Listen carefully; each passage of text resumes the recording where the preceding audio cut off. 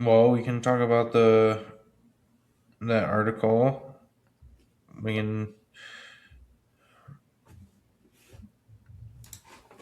How Yeah, big well, is? before you jumped on, Dan and I were talking about it. Like, I'm kind of surprised. I mean, well, I'm not surprised that they're shutting down production of those two, considering their MGP brands.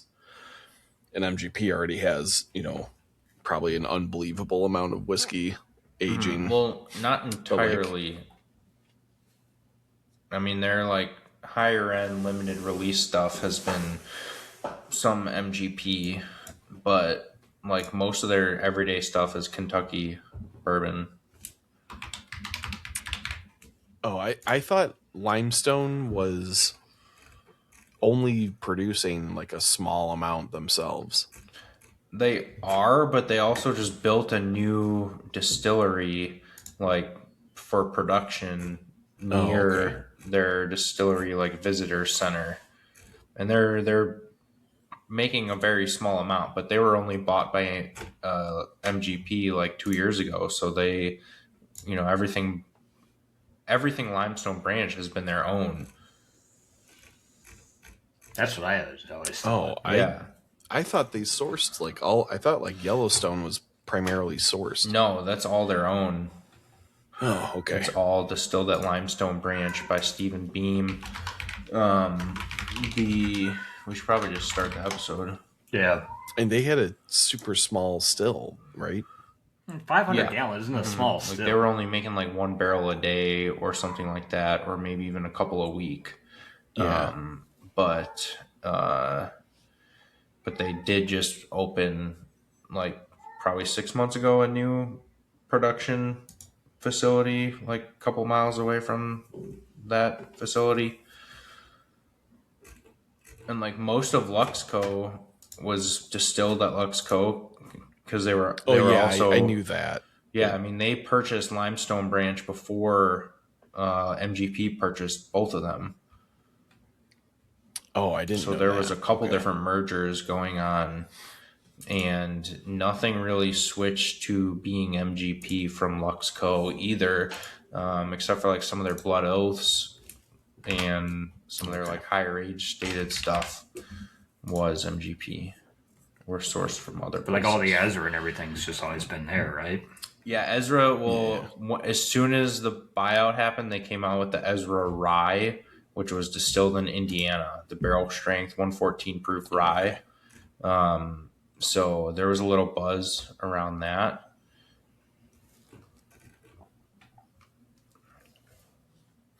Okay. Yeah. For some reason, I thought Limestone Branch was sourcing most of the stuff that went into Yellowstone, but No, so this should apparently be. We not. should That's just start interesting. the episode, right? I mean, Yeah. that should have all been discussions on the podcast. Yeah, that can be the cold open. All right. Is there more to talk about? Yeah. Like, I mean, Let's just start it. All right.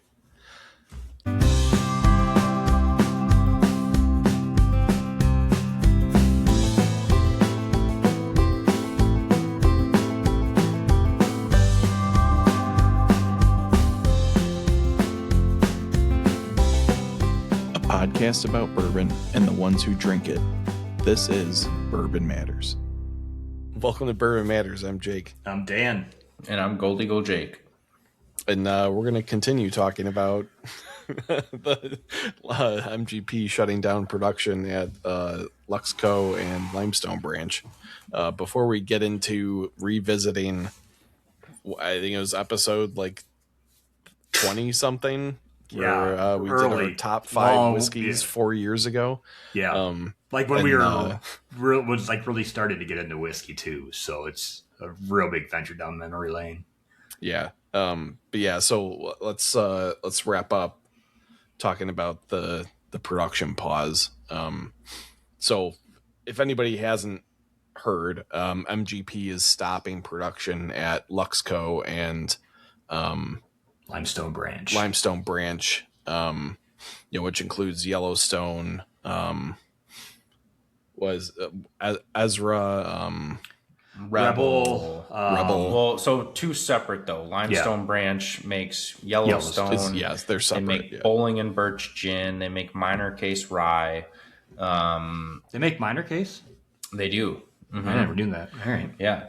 And I believe that is it for Limestone Branch. And then Lux Row has their Lux Row brand. They have Ezra. They got Rebel. I've actually had Blood one Oath. Blood Oath. They actually make one called Davies County, and my dad bought a bottle Yes, because it's those close to my are- last name. Those are not bad, and the David Nicholson products that they make are pretty solid. Those are like $25 and $30. Actually, like baby brother to Rebel and Ezra, and those are great everyday sippers. So yeah, there's a good amount under the Luxco umbrella. And we were kind of talking about this a little bit, but a few years, probably 3 or 4, maybe even 5 years ago at this point, there was a merger with Luxco and Limestone Branch. I'm pretty sure Luxco purchased Limestone Branch. And then more recently, which now it's about 2 or 3 years ago, MGP purchased Luxco, which came with Limestone Branch. And So now that- they're shutting down production at them. Now they're shutting down, which I don't think should come as a surprise to most of our listeners here, being that there's obviously a surplus of whiskey out there. People are still drinking and buying whiskey, but there's a surplus of whiskey because all of these major distilleries were quietly ramping up production over the last 5 to 10 years. And now as sales kind of leveled off after the COVID boom, there's even more of a surplus of whiskey out there. New distilleries, big distilleries, tripling, quadrupling production. And MGP we know is so big. They're probably the largest in the U.S. In terms of production. Why would they need to continue to distill a barrel a day or a few barrels a week at Limestone Branch?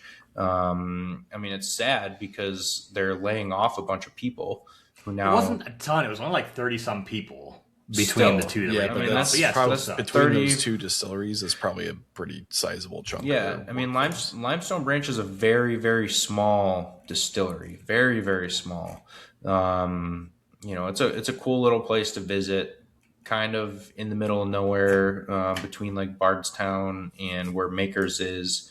But it had a cool story, being that it was Stephen Beam, I believe 8th generation Beam master distiller. So there was a lot of a cool buzz and attention going around them when they kind of first got up and running. But I think all these buyouts just kind of hurt that feel a little bit. Yeah. And Jay, talking about stuff we used to talk about a lot when we first started, Jake, it was your wife that was a big fan of Yellowstone stuff, right? Yeah. Jenna likes Yellowstone a lot. I've enjoyed it used to be Yellowstone 101s, but then the 10-year that I got this year. I haven't opened that one yet. But The 10-year it's not this like year it's is- going to be going away right away, and it could be a year or 2 or 3, but they're going to have plenty in reserves. Plus, they can source whatever they need to out of MGP for the labels. So Yeah, the 10-year this year is really, really good. I think it's the best limited edition that they've done in the last, probably 4 years or so, because it's always been finished up until this year, and now it's 10-year.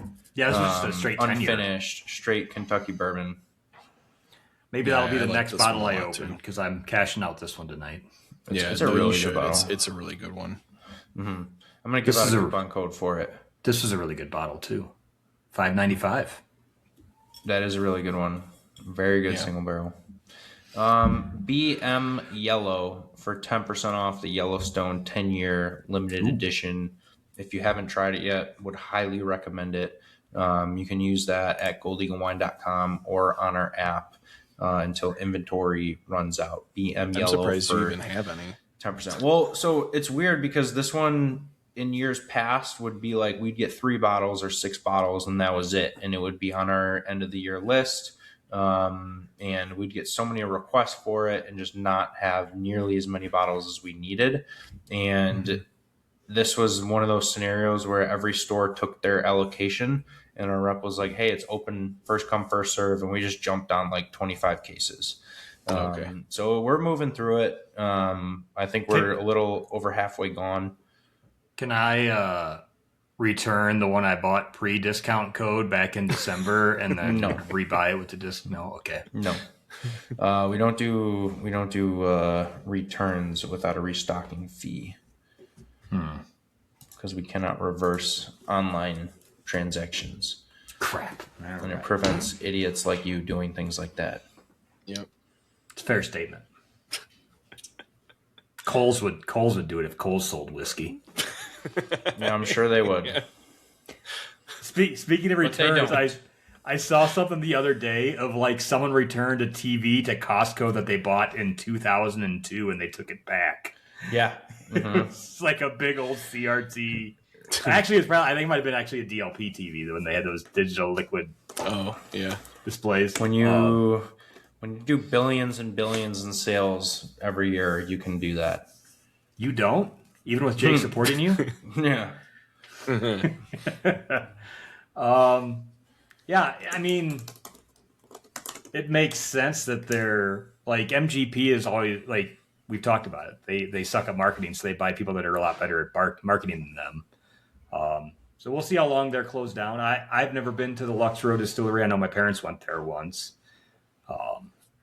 Yeah, kind of interesting, and I guess not interesting, but just kind of noteworthy, something to talk about. So Yeah, I mean, I'm sure like we're gonna see, or we're gonna continue to see stories like this, especially with these like, I don't know what you'd call them, like mid-tier kind of brands, that aren't like the go-tos for a lot of people, but are still like solid whiskeys.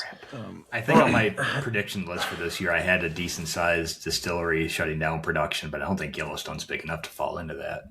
I can't remember. I kind of gave an example, but I can't remember who I gave an example. Luxco would count, I would think. I mean, I would say they're fairly Lux, decent yeah. in size.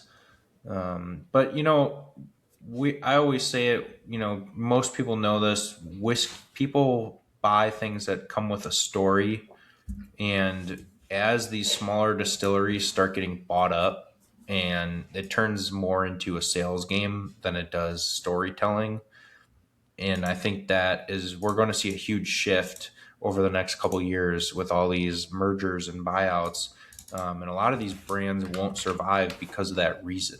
People are looking for something that comes with a story that they can talk about and share when they share the whiskey. And being owned by a massive company, and then now they're all of a sudden have 10-year stuff in their bottles when they're only 8 years old, just doesn't give a good story. Yeah, and a market correction like this, I think, gives somebody like MGP a good excuse to like trim off, labels and stuff too. So Trim off labels and obviously trim off people in jobs, which is unfortunate. Drink more, bottom line. Yeah. Drink more.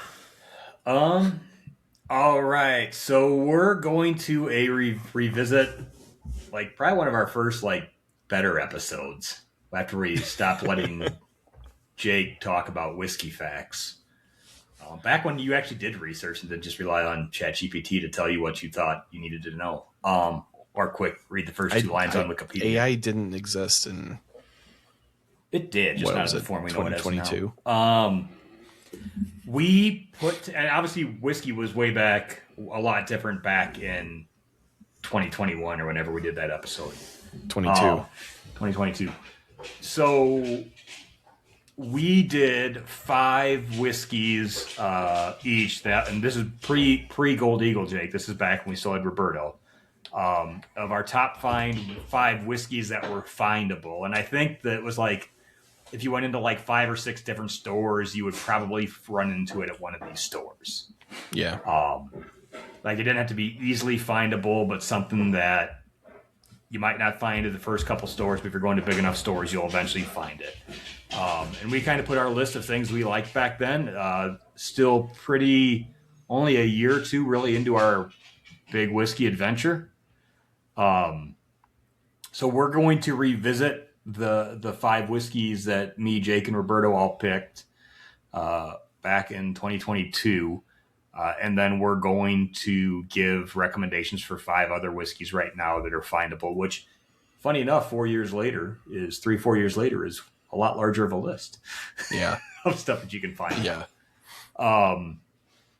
So I guess I can start with the 5 that I had on my list. Some I still stand behind. Some I'm a little embarrassed about.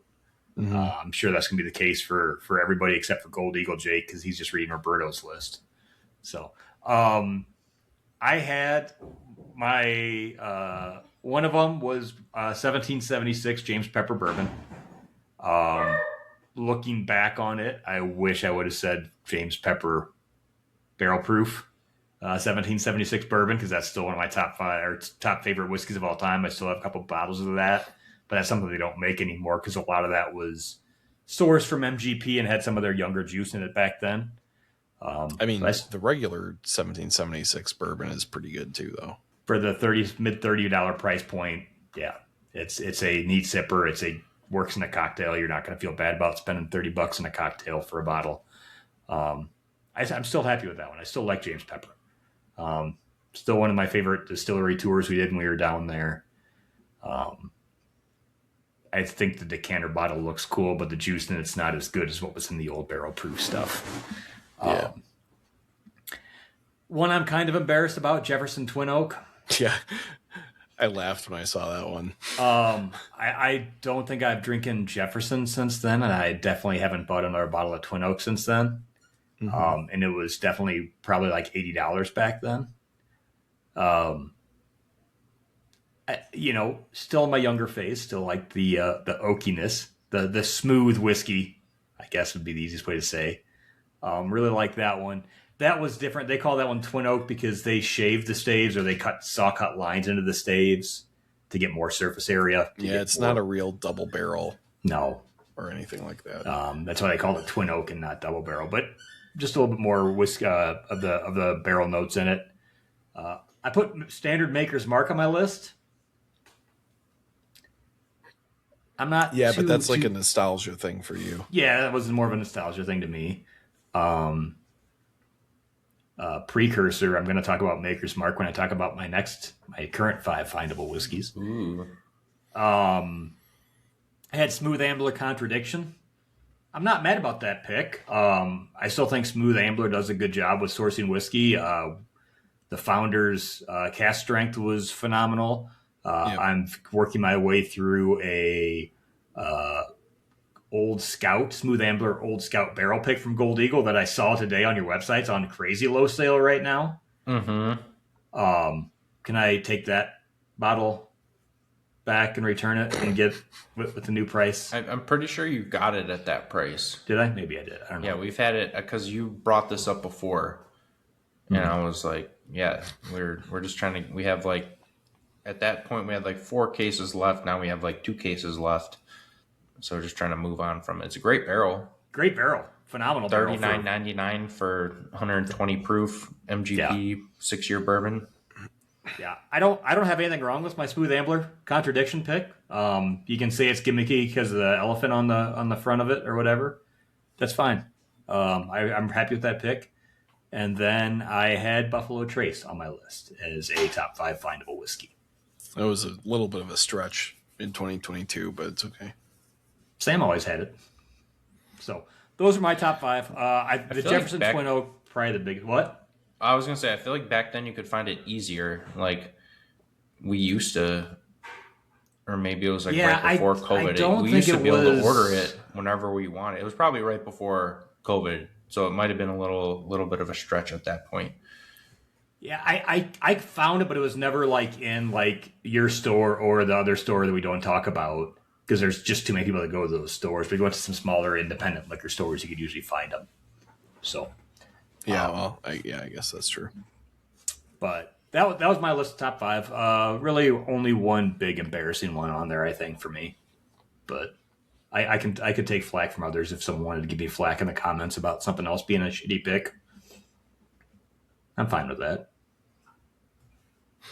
Yeah, regular Makers is a little questionable, but it's not too bad because I don't know. Regular Makers is still. You just hate Makers, Jake. Gold Eagle Jake and me like Makers. No, I like hate every SKU from Makers except the standard one. It's my go-to when I'm at a shitty bar and they don't have bourbon. Like, and there's nothing wrong with it ever. No. Don't shit on my Makers, Jake. Who's going next?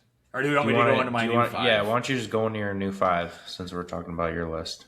So my new 5, I'm not changing one of them. I'm sticking on Buffalo Trace. Shocker. Okay. Hey, and you know what? It's on Gold Eagle's website right now. You can even buy it. We pretty much now, like as of very recently, can keep it in stock.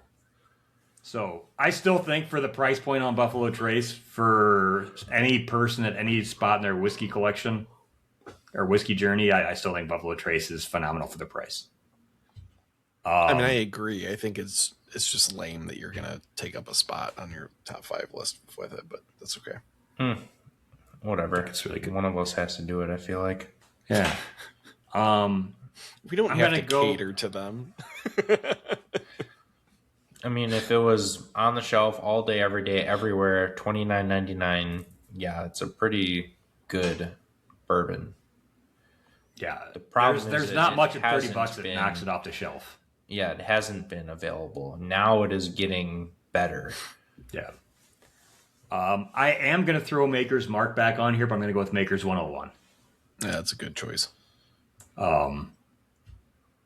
That's when I look back at my list, I'm like, man, if I'd have thrown Maker's 1-on-1, that would have been an A+ pick. But I don't even know how. I think it was still pretty limited back then. Yeah, as I say, back then it probably wasn't as available. Some other stuff that I would have liked to have on my list back then, but couldn't because it wasn't super available, but it's more available now. Old Granddad 114.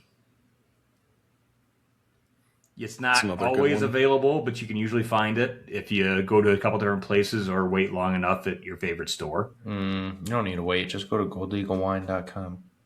I didn't see it on goldeaglewine.com. We have it.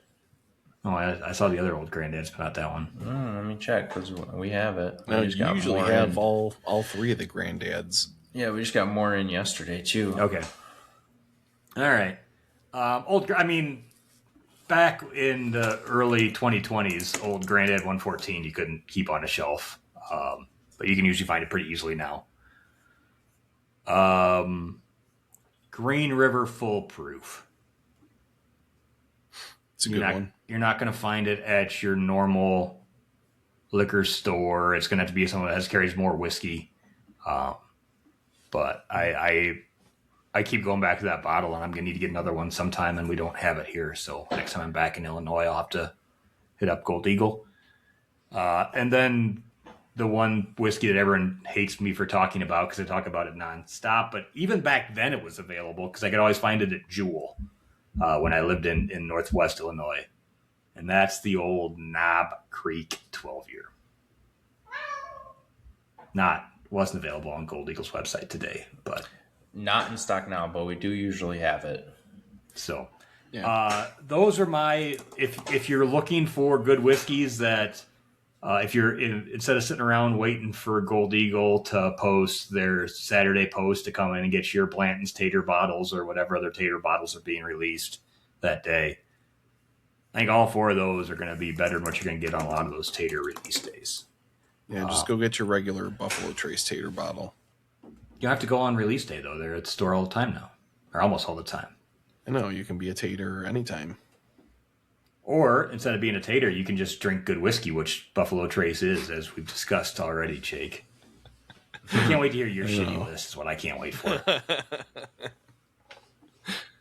Like, I don't know. I was going to try and do, like, when I started looking at this, I'm like, you know what, I'm going to keep Buffalo Trace on there.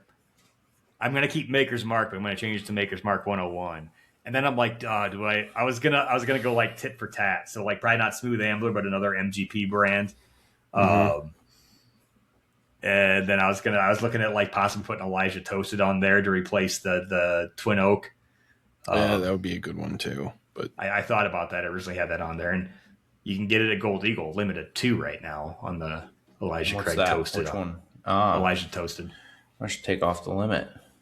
So, No limit. Then but people won't want it. Jake, do you like that we do a lot of this research on your website so then you can like get stuff updated? I do, and like some of these things are just like I get it. Like you're probably not constantly watching to see how much Elijah Craig's moving in or Toasted's moving, so you had a barrel or a bottle limit on there. it was at one point Yeah, we could I get it. get it on the shelf, and then in order just to prevent somebody from just scooping it all up. But there's just so much to manage with the online store on top of the physical store. Right. Yeah, no, I get it. I get it. You get some help out of us this way, though. I love it. So that's kind of what I'm looking for my old findables, my new findables. Now, what do you guys got? What do you think of my list, Jake? Shit all over it. no, I like your new list. I like your new list a lot. You didn't like my old list? I mean, I like 1776 was a good pick. Buffalo Trace was a good pick, and the Smooth Ambler I think were good picks. I mean, And Jake and me agree on Makers being a good pick, so fuck you. Yeah, so you're okay. I like your list. Thank you, Jake. I probably am going to take some flack for this because I know most people really like this bottle, but I'm actually not a huge fan of Old Granddad 114 personally. But I know a lot of people love it. I love Old Granddad Bonded, and I thought about Bonded is good too. I thought about putting the Bonded on my list. I think it's funny because I've enjoyed Old Granddad 114, and then one day I get a text from my dad. He apparently was somewhere and saw a bottle and decided to buy the bottle because he liked the name Old Granddad because he still knows jack shit about whiskey. And he's like, "Oh, this is really good." I'm like, "I know." You didn't find something, Dad. This is something well known.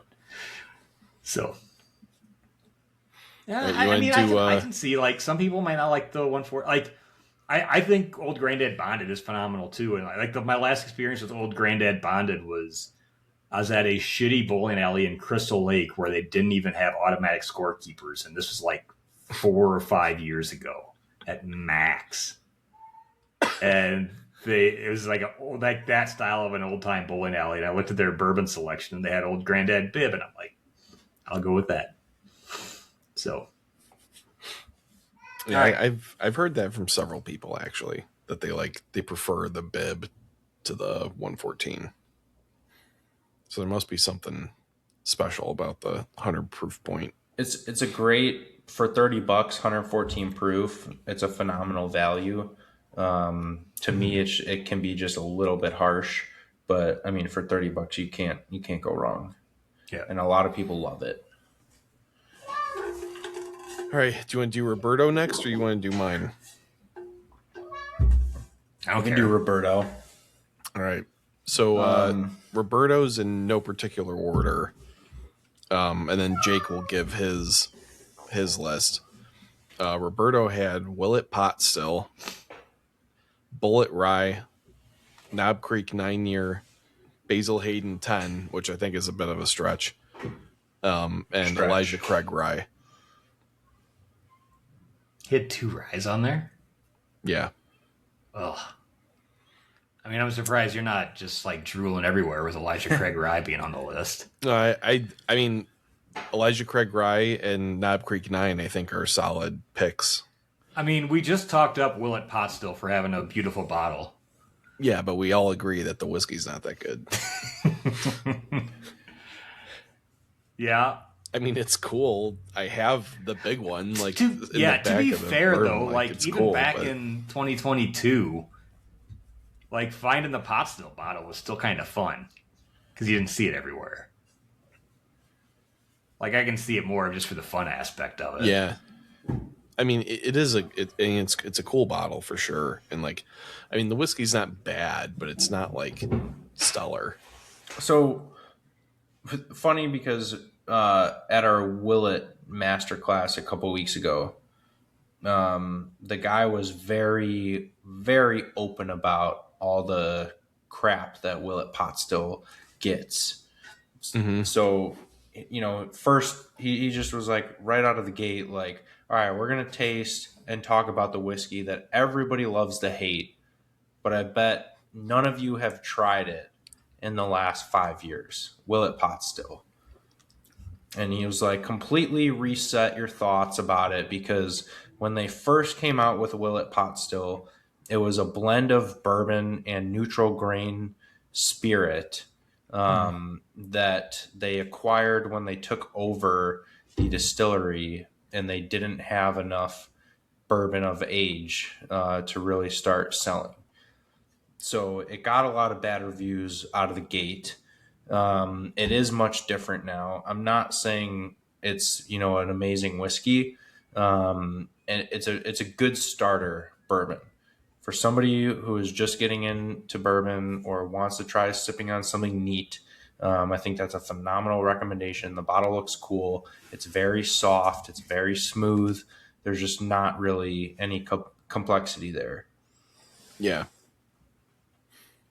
So I would, I think people will maybe laugh when they see that on his list, but I also think those people haven't tried Willet Pot Still probably in 5 years, and I think it's a really good beginner bourbon. If you're just getting into bourbon, it's a great product to go find and try. It's been a few years since I've tried it, I think. So I think the last time I actually had it was a mini bottle when I was on a glacier in Norway. Yeah. Yep. yeah. So it must have tasted good then. I think so. Yeah, I'm sure it did. It was Location, scenery. You hiked all day and anything would have been good at that point. I mean, it was a glacier hike. Glacier hikes aren't that hard. They're just pretty cool. And you didn't die, so that's more exciting. But it was just one of the little mini bottles I got from your store. I respect the Knob Creek 9. Same. That is still like my favorite thing to put in an old fashioned. Really? Yeah. Yeah, it's a solid whiskey. I keep a bottle of just the 9-year 100 proof around just for old fashions when I don't have anything else open that I want to just move through and get rid of. Gotcha. What else was on there? Elijah Craig Rye. Basil 10 Basil year. 10 year. I think we were just high on that because we just got bottles of it and it was pretty darn good, but it was way overpriced. I mean, we bought it at 80 retail. proof. I mean, yeah.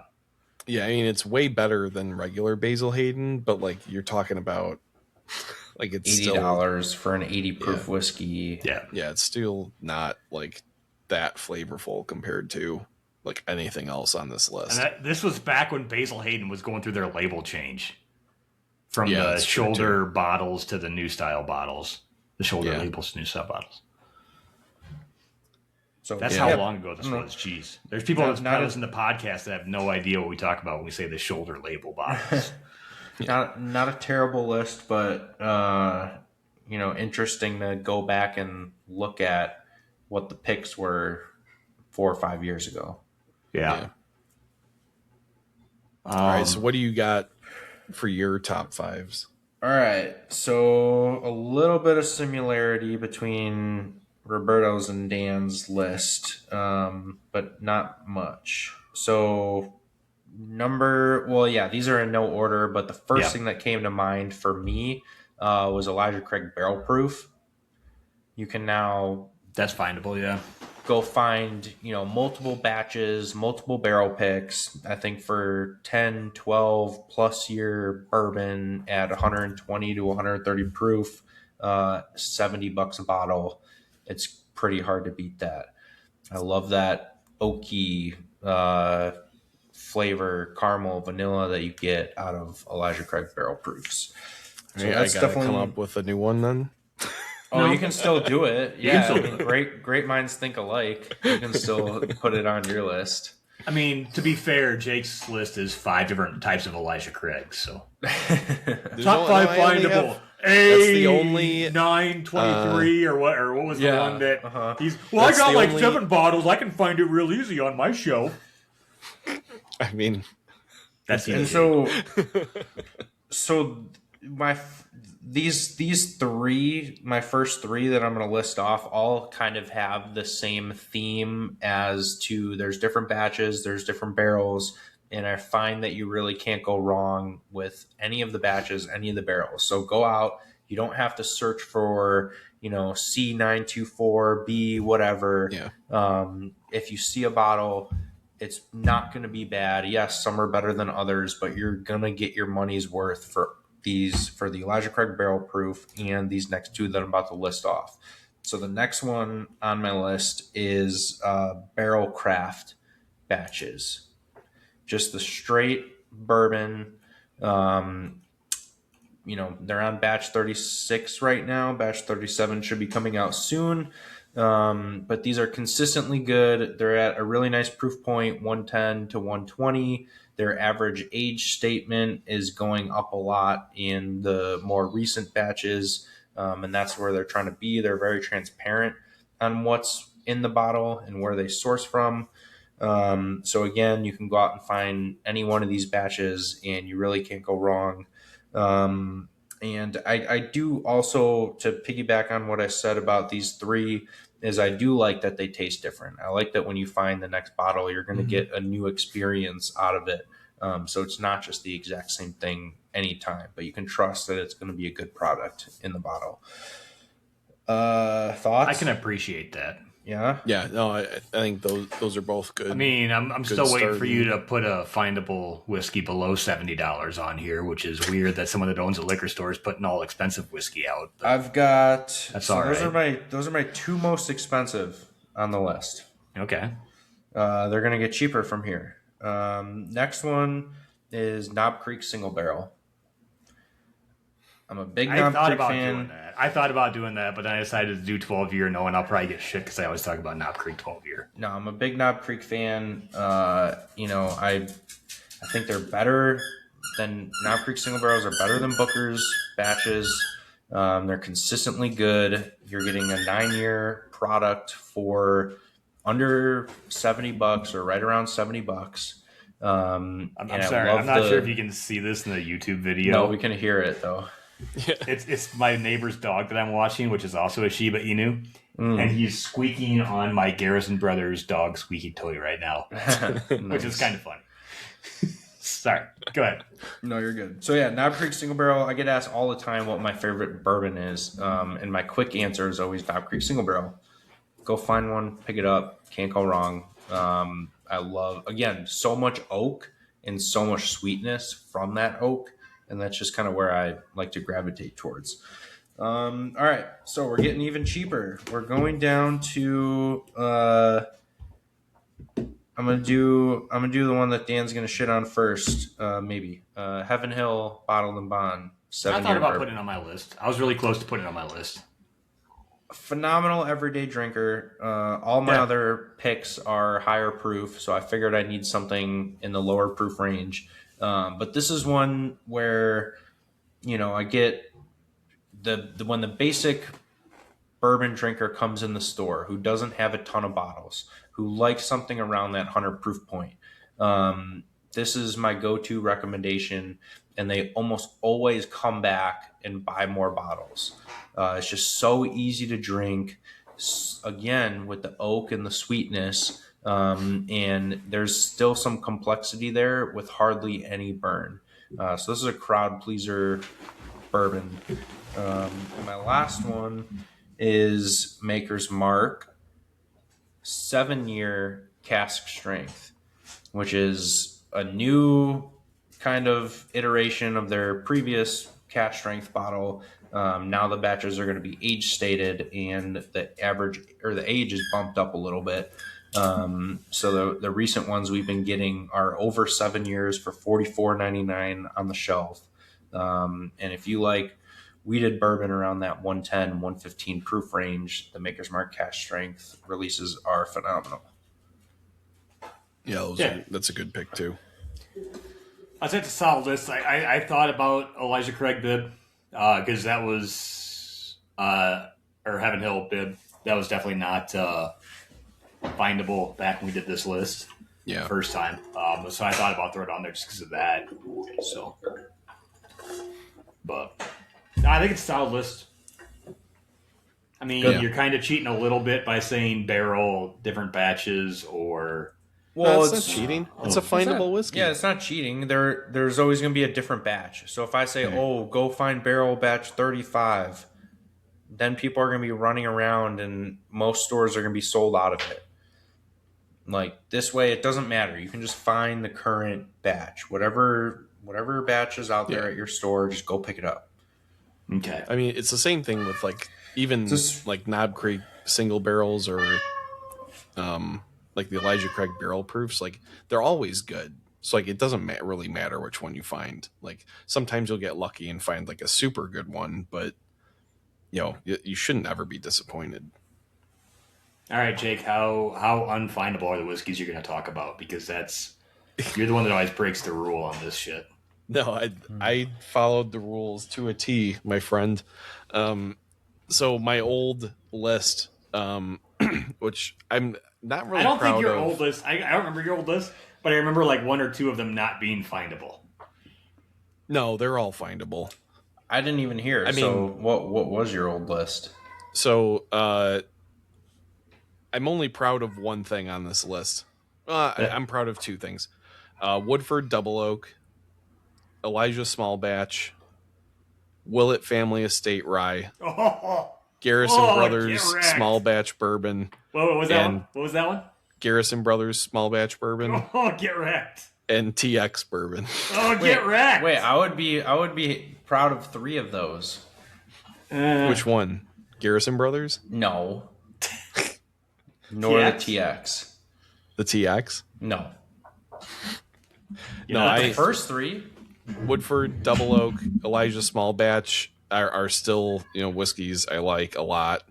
The Willett Rye is a little questionable. The Willet But- Rye can be hit or miss for the batches. I Yeah. just recently tried one that was probably the first time in 4 or 5 years that I've had one, and it was much better than other batches that I remember. So when it Yeah, came it's out, it been was a really while good. since And then I I've remember had like the one, next couple so- times I tried it, it was awful. Yeah, I mean, Yeah, they- I had very bad batches too. the first few releases were really good, and they got it hyped up, and everyone wanted it, and then they just started putting out whatever they could. Well, and to now, be fair, when we made this list, like that still wasn't findable, but it was always on the end cap at Sam's store. Yeah, So we counted that as findable because we could always go to Sam's and get it. Like no one Yeah. else, you could find it nowhere else, but Sam always had it. yeah. I mean, that's the only stretch I think. Yeah, that's probably the On only this stretch list on in those terms hard to of find back findable. then. I think Woodford Double Oak has even more added value now that Double Oak is out for like $220 or whatever. Yeah, that's a true statement. Double Oak's a good one. It's a Double, crowd I was going to say pleaser. Double Oak, and the Double Oak's always been a solid Mhm. pick. It's like that's like the first one. Like, hey, if you want to venture out and spend $50 or more on a whiskey for the first time, and you're not sure what you think you might like, Double Oak is a pretty solid bet that you'll be fine with it. Yeah. Yeah, it's a good like the next step after like entry level, Right? like for sure. So yeah, I didn't keep anything on the list for my current top 5. Yeah, I also had Elijah Craig Barrel Proof. If you listen to the show, you should not be surprised that I have the Hard Truth Rye on my list. I've got the Jack Bonded Rye. I've got Four Roses Small Batch Select. And Thought about that one. I'm going to cheat a little bit and say Oh, they're findable. I'm just going to say anything from Old Louisville. Oh, it's not cheating. okay. It's I'm not going to say just anything from one Buffalo thing, Trace. but I mean, they're no, they're but Old Louisville has like, I mean, if you're going to make me pick one, I will pick the 7-year-old. this No, one. but I think that's a good because they have kind of I'm limited picking a distribution. brand. I'm picking a brand. That's what I pick. A They're brand. kind of hey, he likes everything he had. They have kind of limited and spotty distribution, so you might only have one or two of these at your local shop. And if you haven't had it, it's worth picking up. Maybe he's Yeah. cheating a little bit, but I approve. I mean, to be fair, I cheated a whole bunch because nothing that I listed is findable in Utah. Yeah. Yeah, but So- Utah is imagine if we did this list on just Utah findables. Yeah. High I'm gonna West, see. I don't even think Delray, Maker's High 101's West, available. Bourbon, Midwinter's Night Dram. Yeah. I mean, the Burr Rye you can get out here anywhere right now. But But yeah, so the one thing I thought about including, but did not, but I'll throw in as a good runner up, that is super findable now, are the Jack Daniel's single barrel proofs. Because those are always like That would have been a spot really on. good one. Yeah. Always excellent and priced pretty well. I'm taking a look at my list right now, but Maker's 101 is a limited release, so that's not available. No, nothing that you It's picked is available near you. it's usually around though. I mean, I think they do like a twice a year release, but it's usually around most of the time. Yeah, I'm just looking for Utah for fun. Oh, Utah, Old yeah. Granddad 114 is a special order, and there's currently 2 available in the state.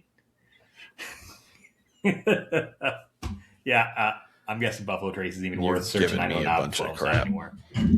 But It's I mean, interesting I though to think, like look back at those lists and see how much more we were limited back then than what we are now.